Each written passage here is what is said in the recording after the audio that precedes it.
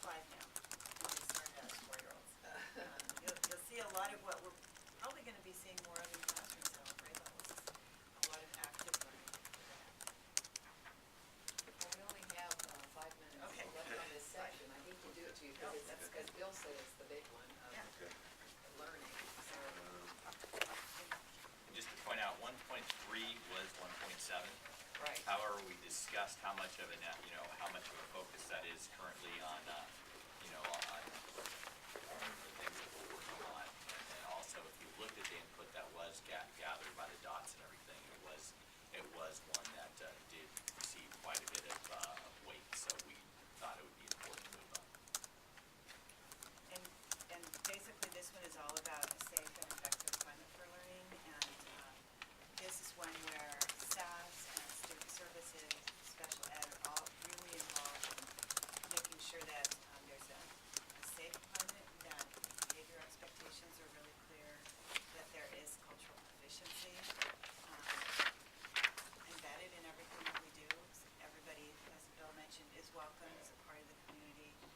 And that one of the things that Felicia is really spearheading is kind of a district-wide matrix of what behaviors do we at Mount Diablo expect of ourselves, our staff, our students, and when there are infractions, what kind of consequences are appropriate to really teach students. And this is extremely important to all of us. Felicia, Jonathan, every single person in the district, because we all know that if students don't feel safe on campus, it really hinders them. So that is our goal, that every single campus is going to be a safe, nurturing environment that invites learning for our students, and it's an inviting environment for our parents as well. It's critical. And the fourth comment on there has to do that, again, back to the RTI model, that it's not only about academics that we're teaching, it's also about behaviors. So that we really develop as part of our pyramid, what is the tier 1 expectation of teaching what's expected, and then what kind of interventions and supports do we have. So really what we're talking about in our RTI is instruction and behavior. And for some of our students, they really don't know what the expected behavior is. So many times we will discipline a student, and it's punitive, without it being a teaching moment to educate them of what the expectation is on campuses. And that is part of the RTI model.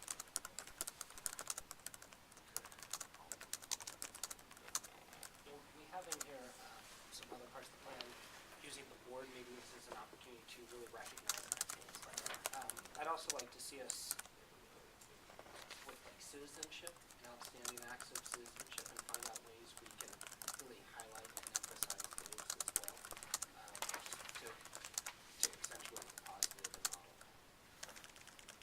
I know on the 21st century scale 1.2, there's a whole piece around civic literacy, not citizenship.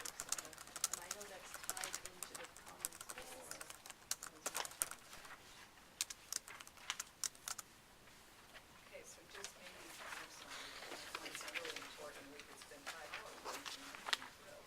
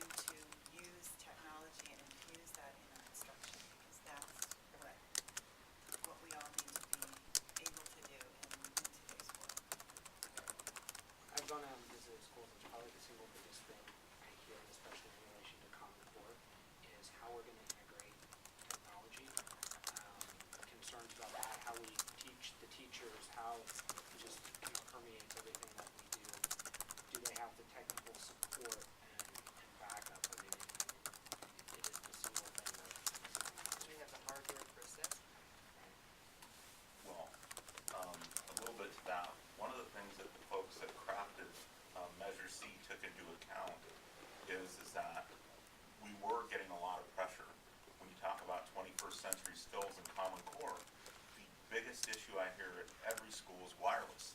I want to have 30 Chromebooks for my classroom access the internet or access files in the cloud.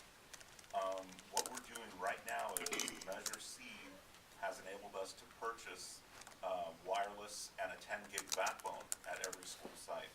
What that means is that we'll have more than 100 times more bandwidth to the classroom than we had in the past.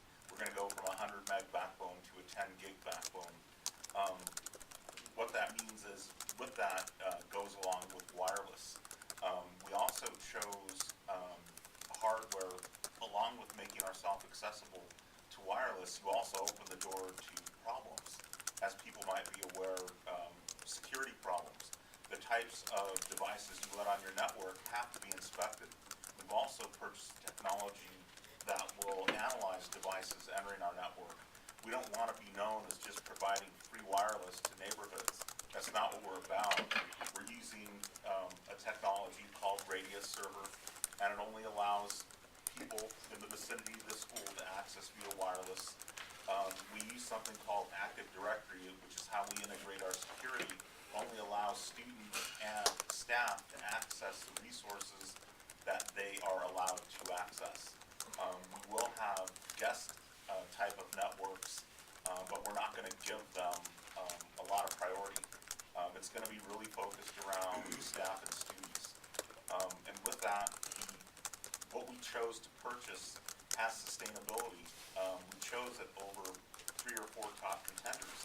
This one offered lifetime equipment replacement for free. Anything that happens, any type of the equipment that breaks, no school, no department will have to endure the burden of paying replacement costs. Also, my staff has undergone rigorous training to support this in the last 6 months. I have people working every weekend rolling these out to the secondary schools since October, and right now they're at Pleasant Hill Middle. We've just now configured the wireless. It's gone live as of last Friday, and we're rolling out wireless at College Park, Mount Diablo High. We've already rolled it out at Walnut Acres. So I would say by summer, we should be done with the secondary portion. At the same time, we're going to be putting in 7 drops per classroom at the elementary schools, which should be done by fall. What is that, 7 drops? 7 real physical drops that don't involve wireless. That'll be, and we found that to be something that the average classroom seems to need.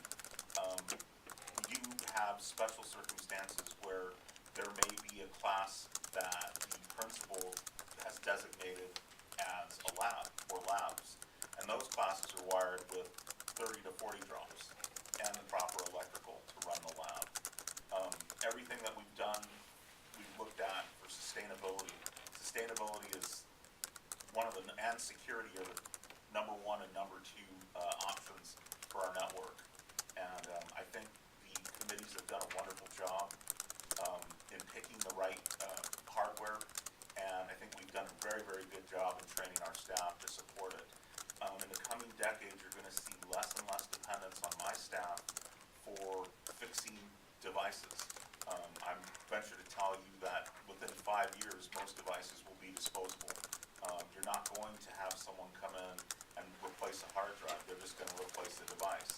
The skill set that I'm passing to my staff is around supporting the infrastructure that people depend on.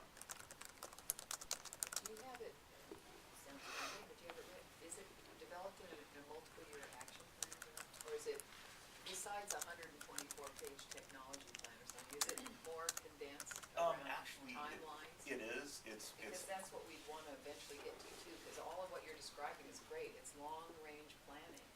It's what we have is most of these timelines are all in our Measure C. We have an action plan for Measure C. Now, similar to the strategic plan.